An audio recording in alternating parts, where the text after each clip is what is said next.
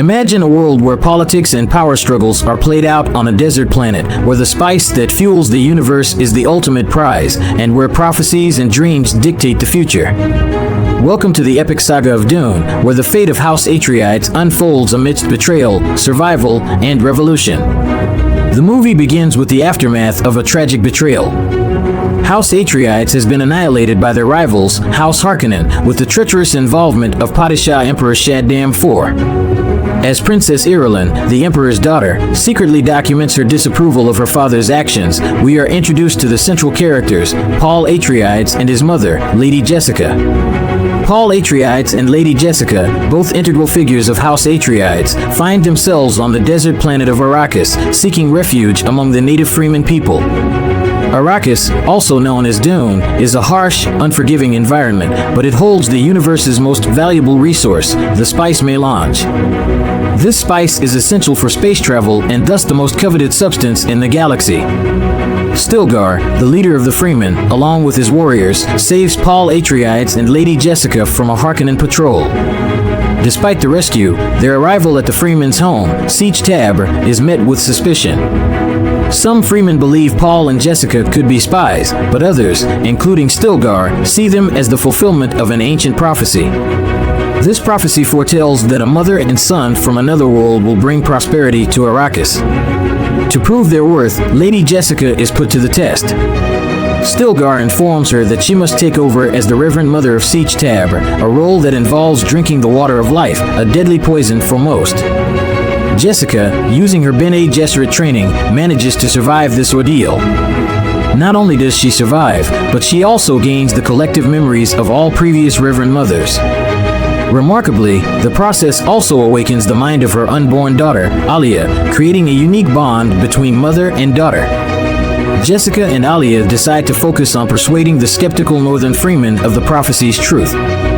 Meanwhile, Paul Atreides starts to earn the respect of the Freemen, especially Chani, a native warrior who initially doubts the prophecy's authenticity. Chani, along with her friend Shishakli, realizes that the prophecy was likely created to manipulate the Freemen. However, Paul's sincerity in fighting alongside the Freemen, rather than seeking to dominate them, wins her over.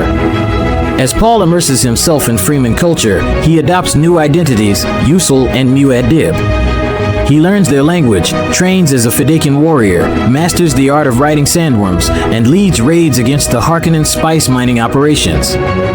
These raids become so effective that Baron Vladimir Harkonnen decides to replace his brutish nephew, Rabban, with the more cunning and ruthless Phaedrotha as the ruler of Arrakis. The Bene Gesserit, always scheming, send Lady Margot Fenring to evaluate Phaedrotha as a potential Kwisatz Haderach, a super being they have long been trying to create through selective breeding. Her task is to secure his genetic lineage for their plans. Meanwhile, Lady Jessica heads south to align with the more radical Freemen who hold the prophecy in high regard. Paul, fearing his visions of a catastrophic holy war, remains in the north. His fear is not unfounded, as during a raid on a smuggler's spice harvester, he discovers a hidden stockpile of atomic weapons. Here, Paul reunites with his old mentor, Gurney Halleck. Tragedy strikes when Phaedrotha launches a brutal assault on the Northern Freemen, destroying Siege Tabr and killing Shishakli. Paul and the surviving Freemen are forced to flee south. Once there, Paul undergoes the same trial as his mother, drinking the water of life. The ordeal puts him in a coma, but Chani's tears, mixed with the liquid, awaken him.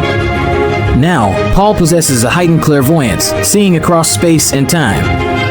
He envisions an adult Alia on a transformed, water-rich Arrakis and recognizes a single path to victory.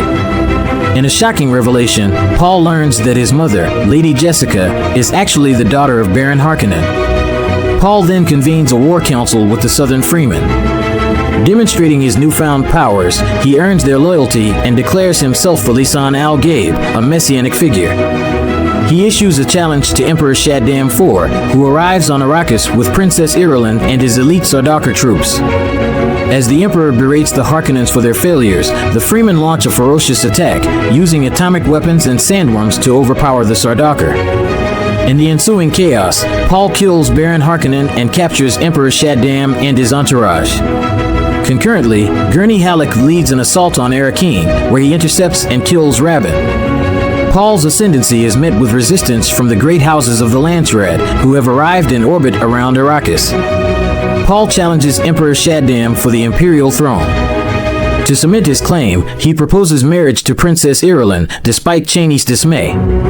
Irulan agrees on the condition that her father's life is spared. However, the great houses reject Paul's claim, prompting him to threaten the destruction of the spice fields with atomic weapons if they do not comply.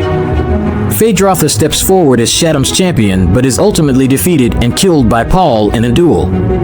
With the Emperor's surrender, Paul orders the Freemen to launch an assault on the orbiting fleet. Thank you for embarking on this documentary journey with us. We're honored to have shared this in-depth exploration with you. If this documentary has inspired or enlightened you, please show your support by hitting the like button, share, and follow us to get more updates from us. See you in our next documentary adventure. Until next time, stay curious and connected.